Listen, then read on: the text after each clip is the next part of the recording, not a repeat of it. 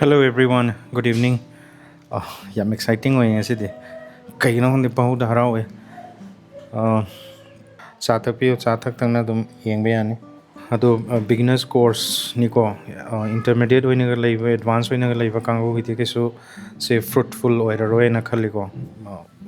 Kanar roy khali nauna sigi business da khongdaning ba kango du gidi khara makai di mateng oy ngamgadra na ina khali ko.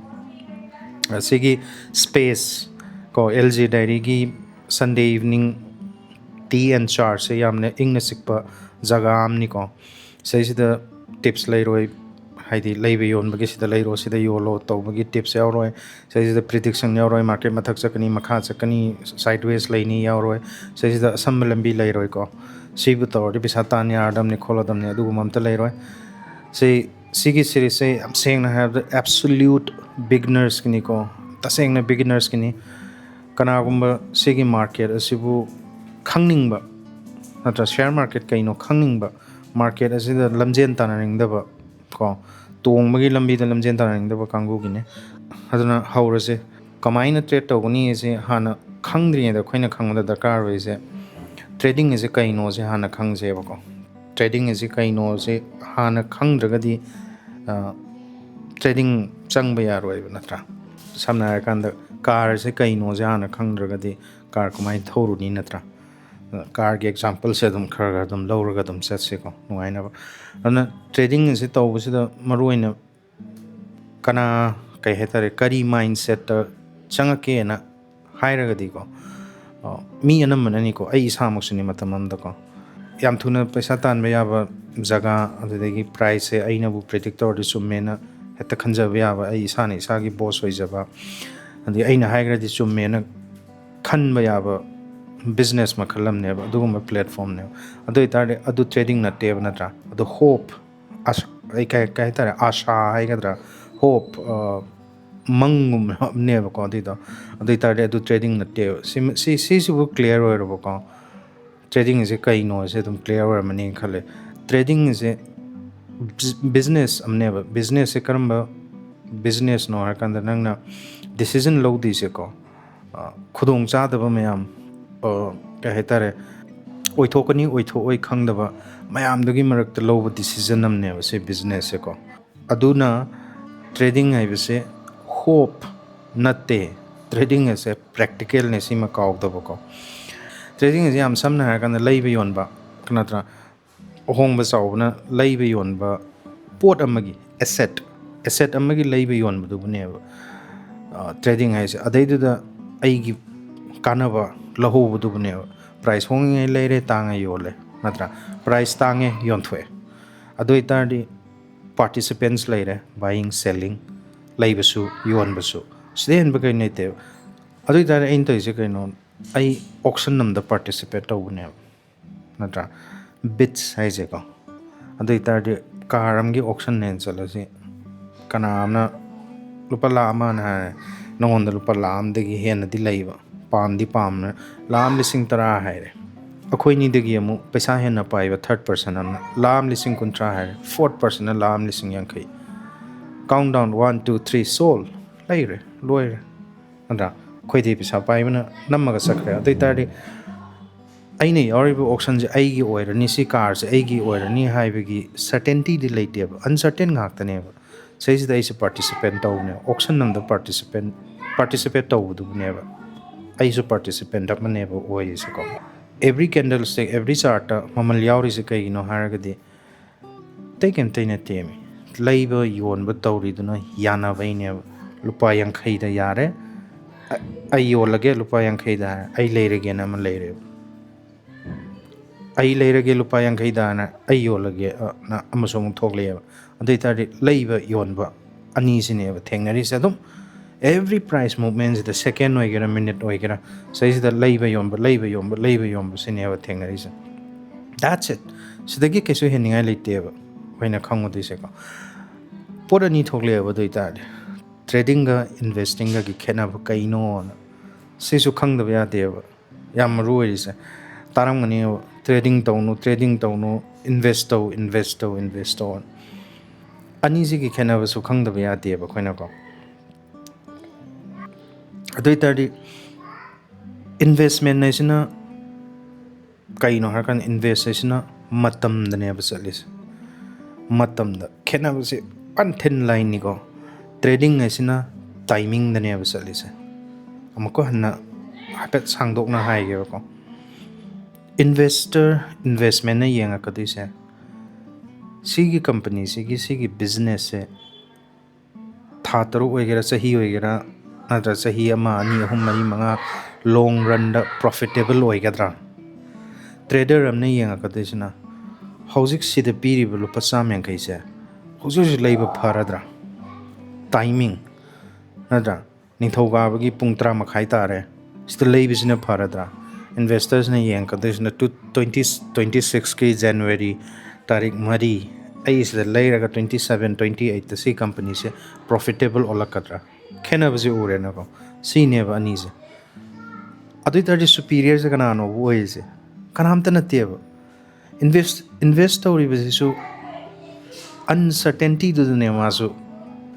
ꯃꯥꯅ ꯍꯣꯜꯂꯤꯕ ꯍꯤꯁꯦ trader ꯇꯧꯔꯤꯕ daily ꯏꯟꯇ꯭ꯔꯥꯗꯦ trading ꯇꯧꯔꯤꯕ ꯃꯤꯁꯤꯁꯨ ꯑꯟꯁꯔꯇꯦꯟꯇꯤꯗꯅꯦꯕ both are on the same boat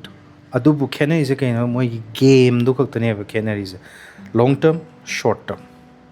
ꯈꯨꯗꯛꯀꯤ ꯑꯣꯏꯕ ꯂꯩꯕ ꯌꯣꯟꯕ ꯄꯨꯡꯁꯤꯡ ꯈꯔꯒꯤ ꯅꯠꯇ꯭ꯔꯥ ꯁꯤꯁꯤꯅ ꯃꯇꯝ ꯁꯥꯡꯅ ꯑꯗꯨ ꯑꯣꯏꯇꯥꯔꯗꯤ ꯁꯤ ꯈꯪꯉꯛꯀꯦ ꯍꯥꯏ ꯇꯥꯔꯗꯤ ꯀꯩꯅꯣ ꯑꯩꯈꯣꯏꯅ ꯌꯦꯡꯉꯛꯀꯗꯣꯏꯁꯦ ꯍꯥꯏꯔꯒꯗ ꯁꯤꯌꯔ ꯃꯥꯔꯀꯦꯠꯁꯦ ꯀꯩꯅꯣ ꯁꯤꯅꯦꯕ ꯍꯧꯖꯤꯛ ꯍꯥꯏꯔꯛꯀꯗꯣꯏꯁꯦ ꯁꯤꯌꯔ ꯃꯥꯔꯀꯦꯠ ꯋꯥꯠ ꯏꯁ ꯁꯤꯌꯔ ꯃꯥꯔꯀꯦꯠ ꯄꯟꯕꯗꯤ ꯃꯌꯥꯝ ꯄꯜꯂꯦ ꯇ꯭ꯔꯦꯗꯤꯡꯁꯨꯅꯤ ꯏꯟꯚꯦꯁꯃꯦꯟꯁꯨꯅꯤ ꯁꯤꯌꯔ ꯃꯥꯔꯀꯦꯠ ꯀꯩꯅꯣ ꯈꯪꯗꯅ ꯀꯃꯥꯏꯅ ꯌꯦꯡꯗꯣꯏꯅꯣ ꯑꯩ ꯍꯧꯖꯤꯛ ꯄꯟꯈꯤꯕꯗꯣꯀꯣ ꯀꯥꯔ ꯀꯩꯅꯣ ꯈꯪꯗꯅ ꯀꯃꯥꯏꯅ ꯀꯥꯔ ꯊꯧꯗꯣꯏꯅꯣ ꯑꯗꯣ ꯃꯈꯥ ꯆꯠꯊꯗ꯭ꯔꯤꯉꯩꯗ ꯑꯩ ꯃꯆꯥ ꯑꯃꯇꯪ ꯊꯦꯜꯂꯝꯒꯦꯕ ꯁꯤꯌꯔ ꯃꯥꯔꯀꯦꯠ ꯀꯩꯅꯣ ꯍꯥꯏꯁꯦ ꯀꯩꯊꯦꯜꯅꯦꯅ ꯑꯗꯨꯝ ꯂꯧꯔꯁꯦ ꯚꯦꯖꯤꯇꯦꯕꯜ ꯃꯥꯔꯀꯦꯠꯅꯦꯅ ꯑꯗꯨꯝ ꯂꯧꯔꯣꯕ ꯁꯤꯌꯔ ꯃꯥꯔꯀꯦꯠ ꯑꯁꯤꯀꯣ ꯁꯤꯗꯒꯤ ꯍꯦꯟꯅ ꯀꯩꯁꯨ ꯆꯠꯅꯤꯡꯉꯥꯏ ꯀꯩꯁꯨ ꯂꯩꯔꯨꯗꯦꯀꯣ ꯂꯩꯕ ꯌꯣꯟꯕ ꯇꯧꯔꯤꯕ ꯖꯒꯥꯗꯨꯕꯨꯅꯦꯕ ꯅꯠꯇ꯭ꯔꯥ ꯕꯖꯥꯔꯗ ꯀꯥꯔꯛꯑꯒ ꯌꯣꯜꯂꯤ ꯕꯖꯥꯔꯗ ꯀꯥꯔꯛꯑꯒ ꯂꯩ ꯂꯣꯏꯔꯦ ꯀꯩꯊꯦꯜ ꯑꯃꯅꯦꯕꯁꯦ ꯈꯦꯠꯅꯔꯤꯁꯦ ꯀꯩꯅꯣ ꯁꯤꯌꯔ ꯃꯥꯔꯀꯦꯠ ꯍꯥꯏꯁꯤꯗ ꯍꯥꯏꯅ ꯍꯥꯏꯔꯀꯥꯟꯁꯤꯗ ꯁꯤꯁꯤꯅ ꯀꯩꯅꯣ ꯍꯥꯏꯔꯒꯗ ꯀꯝꯄꯅꯤ ꯑꯃꯒꯤ ꯑꯣꯅꯔship ꯄꯣꯔꯁꯟ ꯃꯆꯥ ꯑꯃ ꯅꯪꯅ ꯂꯩꯕ ꯌꯣꯟꯕ ꯇꯧꯕꯅꯦꯕ ꯑꯩꯅ ꯂꯩꯕ ꯌꯣꯟꯕ ꯇꯧꯕꯅꯦꯕ ꯑꯗꯨ ꯑꯣꯏꯇꯥꯔꯗꯤ ꯁꯤꯌꯔ ꯃꯥꯔꯀꯦꯠ ꯑꯁꯤ ꯀꯩꯅꯣ ꯌꯥꯝ ꯁꯝꯅ ꯍꯜꯂꯀꯥꯟꯗ ꯀꯝꯄꯅꯤ ꯑꯃꯒꯤ ꯑꯣꯅꯔship ꯃꯆꯥ ꯁꯔꯨꯛ ꯃꯆꯥ ꯑꯃ ꯂꯨꯄꯥ 1,000 ꯄꯤꯕ ꯀꯝꯄꯅꯤꯁꯤꯒꯤ ꯂꯨꯄꯥ 10 ꯑꯣꯏꯒꯦꯔꯥ 5 ꯑꯣꯏꯒꯦꯔꯥ 100 ꯑꯣꯏꯒꯦꯔꯥ ꯁꯔꯨꯛ ꯃꯆꯥ ꯑꯃ ꯀꯣ ꯁꯤꯌꯔ ꯃꯆꯥ ꯑꯃ ꯂꯧꯕꯅꯦꯕ ꯃꯇꯝ ꯈꯔꯒꯤ ꯑꯣꯏꯕꯀꯣ ꯑꯗꯨꯅ ꯑꯩꯅ ꯁꯤꯌꯔ ꯑꯃ ꯂꯩꯕꯗ ꯑꯩ ꯆꯥꯔꯠ ꯅꯠꯇꯦꯕ ꯂꯩꯔꯤꯗꯣ ꯑꯩꯅ ꯇ꯭ꯔꯦꯠ ꯑꯃ ꯂꯧꯕꯗ ꯑꯩ ꯆꯥꯔꯠ ꯅꯠꯇꯦꯕ ꯂꯩꯔꯤꯗꯣ ꯑꯩꯅ ꯂꯩꯔꯤꯗꯣ ꯀꯝꯄꯅꯤꯗꯨꯒꯤ ꯕꯤꯖꯤꯅꯦꯁ ꯃꯥꯒꯤ ꯀꯔꯕꯥꯔꯗꯨꯒꯤ ꯁꯔꯨꯛ ꯑꯃꯅꯦꯕ ꯃꯥꯅ ꯄ꯭ꯔꯣꯐꯤꯠ ꯑꯣꯏꯔꯗꯤ ꯑꯩ ꯑꯣꯏꯗꯣꯏꯅꯦꯕ ꯑꯩꯅ ꯃꯉꯣꯟꯗ ꯄꯩꯁꯥ ꯊꯥꯗꯔꯤꯅꯦꯕ ꯅꯪ ꯂꯩꯕ ꯌꯣꯟꯕ ꯇꯧꯕꯁꯤꯗ ꯁꯤꯖꯤꯟꯅꯧꯅ ꯑꯗꯨ ꯑꯣꯏꯇꯥꯔꯗꯤ ꯀꯝꯄꯅꯤ ꯑꯃꯨꯛ ꯍꯪꯉꯛꯀꯗꯣꯏꯁꯦ ꯃꯥꯔꯀꯦꯠꯁꯦ ꯑꯦꯛꯖꯤꯁ ꯇꯧꯔꯤꯁꯦ ꯀꯩꯒꯤꯅꯣ ꯁꯤ ꯃꯥꯔꯀꯦꯠꯁꯦ ꯂꯩꯔꯤꯁꯦ ꯀꯩꯒꯤꯅꯣ ꯑꯗꯨ ꯑꯣꯏꯇꯥꯔꯗꯤ ꯋꯥꯍꯟꯊꯣꯛꯇ ꯍꯜꯂꯛꯀꯗꯣꯏꯁꯦ ꯀꯝꯄꯅꯤ ꯄꯩꯁꯥ ꯔꯦꯁ ꯇꯧꯕ ꯌꯥꯏꯀꯣ ꯐꯟ ꯔꯦꯁ ꯇꯧꯕ ꯌꯥꯏ ꯃꯥꯒꯤ ꯀꯝꯄꯅꯤꯗꯨꯒꯤ ꯁꯤꯌꯔꯗꯨꯅ ꯂꯩꯕ ꯌꯣꯟꯕ ꯇꯧꯔꯒꯗꯤ ꯗꯤꯃꯥꯟ ꯂꯥꯛꯑꯒꯗꯤ ꯗꯤꯃꯥꯟ ꯍꯥꯏꯁꯤꯕꯨ ꯂꯥꯛꯑꯗꯤ ꯄ꯭ꯔꯣꯗꯛ ꯑꯃꯒꯤ ꯗꯤꯃꯥꯟ ꯂꯥꯛꯄ ꯍꯥꯏꯁꯦ ꯁꯄ꯭ꯂꯥꯏ ꯋꯥꯠꯂꯛꯑꯒꯗꯤ ꯄꯣꯠꯇꯣ ꯇꯥꯡꯉꯤ ꯅꯠꯇ꯭ꯔꯥ ꯁꯄ꯭ꯂꯥꯏꯅ ꯍꯦꯟꯖꯜꯂꯛꯄ ꯗꯤꯃꯥꯟꯅ ꯀꯩ ꯍꯥꯏꯇꯥꯔꯦ ꯌꯥꯝꯃꯛꯇ꯭ꯔꯒꯗꯤ ꯄꯣꯠꯁꯦ ꯍꯣꯡꯉꯤ ꯅꯠꯇ꯭ꯔꯥ ꯁꯤꯅꯦꯕ ꯌꯥꯝ ꯁꯝꯅ ꯗꯤꯃꯥꯟꯅ ꯁꯄ꯭ꯂꯥꯏꯅ ꯑꯃꯨꯛ ꯁꯝꯖꯜꯂꯛꯀꯗꯣꯏꯁꯦ ꯁꯤ ꯃꯈꯥ ꯆꯠꯂꯣꯏꯁꯦ ꯀꯝꯄꯅꯤ ꯄꯩꯁꯥ ꯔꯦꯁ ꯇꯧꯕ ꯑꯣꯏꯕ ꯌꯥꯏ ꯀꯩ ꯍꯥꯏꯇꯥꯔꯦ ꯀꯝꯄꯅꯤꯗꯨꯒꯤ ꯃꯥꯒꯤ ꯁꯤꯌꯔꯗꯣ ꯑꯣꯅꯔship ꯁꯤꯌꯔꯗꯣ ꯂꯩꯅꯤꯡꯕ ꯌꯣꯟꯅꯤꯡꯕ ꯃꯤꯅ ꯄꯥꯔꯇꯤꯁꯤꯄꯦꯠ ꯇꯧꯕꯁꯨ ꯌꯥꯔꯦꯅ ꯑꯗꯨ ꯈꯛꯇꯅꯦꯕ ꯃꯥꯔꯀꯦꯠꯅ ꯀꯩꯗꯧꯅꯨꯡꯗ ꯅꯪꯕꯨ ꯄꯩꯁꯥ ꯃꯥꯡꯍꯟꯅꯤꯡꯗꯦ ꯃꯥꯔꯀꯦꯠꯅ ꯀꯩꯗꯧꯅꯨꯡꯗ ꯅꯪꯕꯨ ꯐꯥꯅꯤꯡꯗꯦ ꯃꯥꯔꯀꯦꯠꯅ ꯀꯩꯗꯧꯅꯨꯡꯗ ꯅꯪꯕу ꯄꯩꯁꯥ ꯄꯤꯅꯤꯡꯗꯦꯕ ꯁꯝꯅ ꯍꯥꯏꯔꯀꯥꯟꯗ ꯀꯩꯊꯦꯜ ꯑꯅꯤ ꯑꯩꯅ ꯄꯟꯈꯤꯕꯗꯣ ꯀꯩꯊꯦꯜ ꯆꯠꯄꯗꯨꯗ ꯀꯩ ꯍꯥꯏꯇꯥꯔꯦ ꯅꯪꯉꯣꯟꯗꯒꯤ ꯄꯩꯁꯥꯁꯦ ꯀꯩꯊꯦꯜꯅ ꯂꯧꯅꯤꯡꯉꯨꯕ ꯅꯠꯇꯦ ꯑꯗꯨꯒ ꯅꯪꯉꯣꯟꯗꯁꯨ ꯄꯩꯁꯥꯁꯦ ꯀꯩꯊꯦꯜꯅ ꯄꯤꯅꯤꯡꯉꯨꯕ ꯅꯠꯇꯦꯕ ꯇꯧꯔꯤꯁꯦ ꯀꯅꯥꯅꯣ ꯑꯗꯨꯗꯤ ꯄ꯭ꯂꯦꯠꯐꯣꯝ ꯈꯛꯇꯅꯤ ꯑꯗꯨꯗꯤ ꯖꯒꯥ ꯈꯛꯇꯅꯤ ꯑꯗꯨꯗ ꯂꯥꯛꯏꯕ ꯄꯥꯔꯇꯤꯁꯤꯄꯦꯟꯁꯇꯨ ꯈꯛꯇꯅꯦꯕ ꯂꯩꯕ ꯌꯣꯟꯕ ꯀꯥꯡꯕꯨꯗꯨ ꯈꯛꯇꯅꯦꯕ ꯇꯧꯔꯤꯁꯦ ꯅꯠꯇ꯭ꯔꯥ ꯍꯪꯒꯥꯝ ꯃꯄꯨꯟ ꯑꯃ ꯂꯩꯒꯦ ꯌꯣꯡꯆꯥꯛ ꯂꯨꯄꯥ 200ꯒꯤ ꯂꯩꯒꯦ ꯑꯗ ꯑꯃꯅ 10 ꯌꯣꯜꯂꯤ ꯑꯃꯅ 10 ꯌꯣꯜꯂꯤ ꯍꯪꯒꯥꯝ ꯃꯄꯨꯟ ꯑꯃꯗ ꯑꯃꯅ ꯑꯗꯨ ꯌꯣꯜꯂꯤ XYZ ꯑꯦꯃꯥꯎꯟ ꯌꯣꯜꯂꯤ ꯑꯗꯨ ꯈꯛꯇꯅꯦꯕ ꯑꯗꯨꯕꯨꯅꯦꯕ ꯄꯥꯔꯇꯤꯁꯤꯄꯦꯟꯁ ꯍꯥꯏꯁꯦ ꯑꯗꯨ ꯑꯣꯏꯇꯥꯔꯗꯤ ꯀꯩꯅꯣ ꯃꯥꯔꯀꯦꯠꯇ ꯔꯤꯐ꯭ꯂꯦꯛ ꯇꯧꯔꯤꯁꯦ ꯕꯥꯏꯌꯤꯡ ꯑꯦꯟ ꯁꯦꯜꯂꯤꯡꯒꯤ ꯗꯤꯁꯤꯖꯟꯗꯨ ꯈꯛꯇꯅꯦꯕ ꯂꯩꯕ ꯌꯣꯟꯕꯒꯤ ꯗꯤꯁꯤꯖꯟꯗꯨ ꯈꯛꯇꯒꯤ ꯔꯤꯐ꯭ꯂꯦꯛꯁꯟꯅꯦꯕ ꯑꯩꯈꯣꯏꯅ ꯃꯥꯔꯀꯦꯠꯇ ꯇꯧꯔꯤꯁꯦ ꯁꯤ ꯈꯪꯉꯒꯗꯤ ꯍꯧꯖꯤꯛ ꯃꯥꯔꯀꯦꯠ ꯑꯁꯦ ꯌꯥꯝ ꯁꯥꯊꯤ ꯂꯩꯔꯨꯔꯒ ꯍꯦꯛꯇ ꯃꯥꯡꯉꯤ ꯑꯣꯔ ꯅꯠꯇ꯭ꯔꯒ ꯌꯥꯝ ꯂꯥꯏ ꯂꯩꯔꯨꯔꯒ ꯍꯦꯛꯇ ꯇꯣꯡꯉꯤ ꯑꯗꯣ ꯑꯣꯏꯗ꯭ꯔꯦꯗꯅꯀꯣ सी concept macha se tang thambi ba ko share market ta sidagi hena chauthuk ni ngai dakar leite ko adai tar di hoji aina clear re se kaino okay ai share market ta sang ai gambling tautre ai ni share market se sanga de ai business tam me sne sibu khanga ga di ko mathang makha da adum step by step lak pada connect over khara dum lai rani adudi aina ngaki mamang da pan gre ko trading and investing gi khenaba aduda share market se pan jaram be wani makha da mu palake ba adita di mathang da ina panningi se ko nauna changakpa nauna trading tauge nauna sigi business khongdarak pusing jine hena paisa mangi se kai hino hai si matang da palam ge se atai kemtene te ai sini ko adum xyz hongba chaw da sudum thokani thok to ya ko koina nauna changakpa da paisa mangi se tai kemte gi na te koi gi wakhan ji da lei yam excite oi gi ba kham ko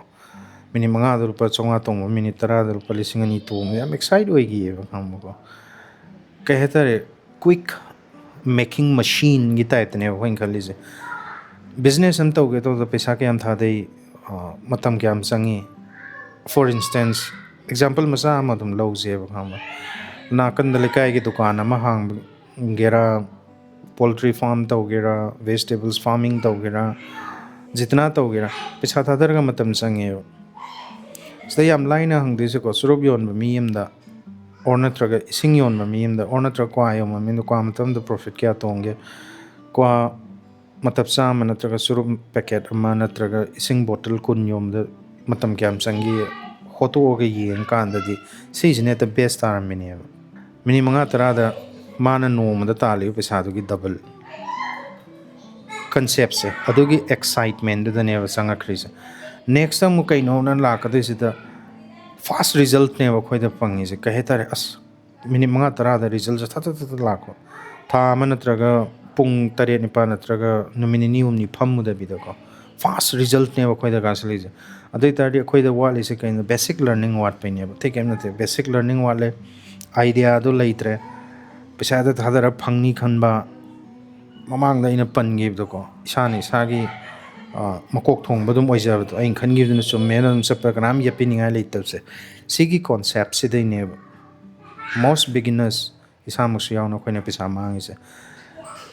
kaidong da market na yamna thuna chatpa akhoi noida pisa pin de reward to ning de market na reward to is khang ba kan ba is aduga kaitar mayak seng na khang ba kangu si da ne pisa phang de is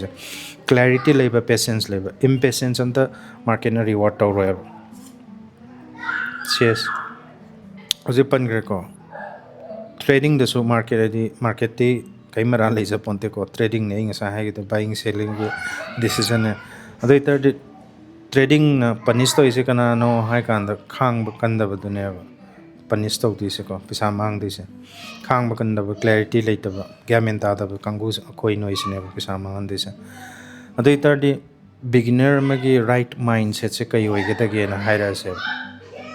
na ta beginner ki right mindset se nukti gi pisa tan gadam ni nukti gi profit oi gadam ni anatra adu de gi so trade lo gadam ni haidul pala mani thada gadam ni adu ko 5% lo gadam ni lakh manga gi adu lo gadam ni si gi sida lep ta na tro ga de pisa phang ni consistency ni me am hai ne adu do consistency tawra ga di ai pisa phang ni no adu na te si mun na khangjin mi ko ai isa oigera adom oigera kana trading da bu no na chang ke haibagi sukna gi pandam amakhak leini adudi kaino har kan ta te na te ko market ta hingba ngamba survival amadi market kaino khangba sina tana leite ko simadi trading to ge hadi wall pajana iraga chart nung lak thok tha maming thet pai ma to sione thot thet pi ba ko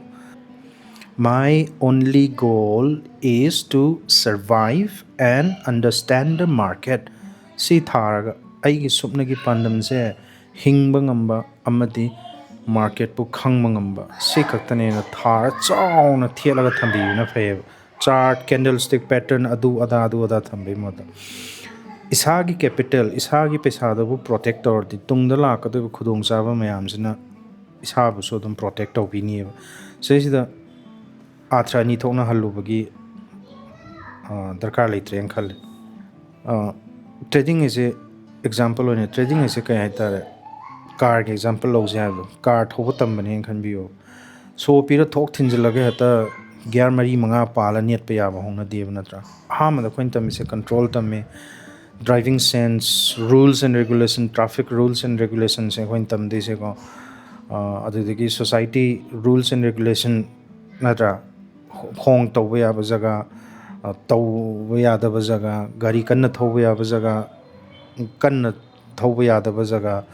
ꯑꯗꯨꯗ ꯒꯥꯔꯤꯒꯤ ꯁ꯭ꯄꯤꯗꯤꯡ limit 20 ꯑꯣꯏꯒꯦꯔꯥ 30 ꯑꯣꯏꯒꯦꯔꯥ ꯁꯤꯒꯨꯝꯕ follow ꯇꯧꯕ red traffic light signal ꯁꯤꯒꯨꯝꯕ ꯃꯌꯥꯝꯁꯦ ꯕꯦꯁꯤꯛꯁꯦ ꯍꯥꯟꯅ ꯇꯝꯃꯀꯥꯟꯗꯅꯦꯕ ꯑꯩꯅ ꯁꯣꯁꯦ ꯏꯒꯅꯤꯁꯟ ꯁ꯭ꯇꯥꯔꯠ ꯇꯧꯔꯒ ꯑꯃꯨꯛ ꯇꯧꯔꯛꯀꯗꯣꯏꯁꯦ ꯒꯤꯌꯔ 1 ꯍꯥꯟꯅ ꯄꯥꯟꯕ ꯀ꯭ꯂꯆ ꯅꯠꯇ꯭ꯔꯒ ꯑꯦꯁꯦꯂꯦꯔꯦꯇꯔ ꯕ꯭ꯔꯦꯀꯤꯡ ꯁꯤꯁꯇꯦꯝ ꯁꯤꯅꯤ ꯁꯥꯅꯤ ꯁꯤ ꯑꯦꯋꯦꯔꯅꯦꯁ ꯃꯌꯥꯝꯁꯦ ꯇꯧꯔꯒ ꯅꯪ ꯏꯁꯥꯒꯤ ꯗꯤꯁꯤꯄ꯭ꯂꯤꯟꯗꯨꯗꯅꯦꯕ ꯒꯥꯔꯤ ꯊꯧꯕ ꯇꯝꯃꯛꯀꯗꯣꯏꯁꯦ ꯇ꯭ꯔꯦꯗꯤꯡꯁꯤꯒ ꯀꯔꯤꯝ ꯈꯦꯠꯅꯗꯦꯕ ꯁꯤꯃꯁꯨ ꯈꯪꯕꯤꯌꯨ ꯇ꯭ꯔꯦꯗꯤꯡꯒꯁꯨ ꯀꯔꯤꯝꯇ ꯈꯦꯠꯅꯗꯦꯕ ꯁꯤꯗ ꯇꯝꯗꯣꯏꯁꯦ ꯀꯟꯇ꯭ꯔꯣꯜ ꯍꯥꯟꯅ ꯇꯝꯒꯗꯣꯏꯅꯤ ꯑꯦꯋꯦꯔꯅꯦꯁ ꯍꯥꯟꯅ ꯂꯩꯗꯣꯏꯅꯤ ꯗꯤꯁꯤꯄ꯭ꯂꯤꯟ ꯂꯥꯛꯇꯣꯏꯅꯤ ꯑꯗꯨꯒꯅꯦꯕ ꯇ꯭ꯔꯦꯗꯤꯡ ꯇꯧꯗꯣꯏꯁꯦ ꯌꯥꯔꯦꯀꯣ ꯁꯤꯒꯤ ꯄꯣꯏꯟꯁꯤꯕꯨ ꯁꯨꯃꯥꯏꯅꯕꯨ ꯍꯥꯟꯅ ꯃꯥꯏꯟ ꯁꯦꯠꯁꯤꯗ ꯊꯝꯕꯤꯔꯕ ꯃꯈꯥ ꯇꯥꯔꯛꯄ ꯑꯩꯅ ꯑꯩꯒꯤ ꯇꯤ ꯑꯦꯟ ꯆꯥꯔꯠꯁ ꯑꯦꯕ꯭ꯔꯤ ꯁꯟꯗꯦ ꯂꯥꯛꯄꯁꯤꯗ ꯂꯤꯡꯛ ꯇꯧꯕ ꯑꯗꯨꯝ ꯌꯥꯝ ꯂꯥꯏꯅ ꯉꯝꯒꯗ꯭ꯔꯥꯅ ꯈꯜꯂꯦꯀꯣ ꯉꯁꯤꯒꯤꯗꯤ ꯁꯤꯗ ꯂꯣꯏꯁꯤꯜꯂꯒꯦ ꯃꯊꯪꯒꯤ ꯁꯦꯁꯟ ꯃꯊꯪꯒꯤ ꯑꯦꯄꯤꯁꯣꯗꯇꯗꯤ ꯃꯥꯔꯀꯦꯠꯁꯦ ꯀꯩꯅ ꯁꯥꯕꯅꯣ ꯂꯩꯕ ꯌꯣꯟꯕ ꯇꯥꯡꯕ ꯍꯣꯡꯕ ꯑꯗꯨ ꯑꯗꯥ ꯍꯥꯕꯤ ꯖꯥꯕꯤ ꯃꯌꯥꯝꯁꯦ ꯑꯃꯨꯛ ꯄꯟꯖꯔꯛꯑꯒꯦ ꯑꯗꯨꯐꯥꯎ ꯃꯌꯥꯝ ꯃꯥꯔꯀꯦꯠꯁꯦ ꯑꯗꯨꯝ ꯑꯣꯕꯖꯔꯞ ꯇꯧꯕꯤꯌꯨ ꯂꯥꯏꯐ ꯃꯥꯔꯀꯦꯠ ꯑꯣꯕꯖꯔꯞ ꯇꯧꯕ ꯑꯃꯨꯛ ꯕꯦꯁ ꯂꯩꯇ꯭ꯔꯕꯅꯤ ꯕꯦꯛ ꯇꯦꯁꯀꯤ ꯃꯍꯨꯠꯇ ꯃꯇꯝ ꯈꯔ ꯈꯥꯏꯗꯣꯛꯄꯤꯔꯒ ꯄꯨꯡꯈꯥꯏ ꯑꯃ ꯄꯨꯡ ꯑꯃ ꯃꯥꯔꯀꯦꯠ ꯃꯨꯚꯃꯦꯟ ꯃꯣꯃꯦꯟꯇꯝ ꯚꯣꯂꯥꯇꯤꯂꯤꯇꯤ ꯁꯨꯝ ꯑꯣꯕꯖꯔꯞ ꯇꯧꯔꯒ ꯂꯩꯕꯤꯌꯨ ꯑꯩꯅ ꯃꯊꯪ ꯁꯦꯁꯟ ꯄꯣꯔꯛꯄꯗꯗꯤ ꯃꯈꯥ ꯇꯥꯕ ꯑꯗꯨꯝ ꯃꯊꯪ ꯍꯥꯏꯊꯔꯛꯀꯦ ꯂꯣꯏꯔꯦ ꯆꯥꯁꯨ ꯂꯣꯏꯈ꯭ꯔꯦ ꯃꯌꯥꯝꯒꯤꯁꯨ ꯆꯥ ꯏꯪꯉꯝꯃꯅꯤ ꯂꯣꯏꯔꯝꯃꯅꯤ ꯉꯁꯤꯒꯤꯗꯤ ꯁꯤ ꯂꯣꯏꯁꯤꯜꯂꯒꯦ ꯈꯨꯔꯨꯝꯖꯔꯤ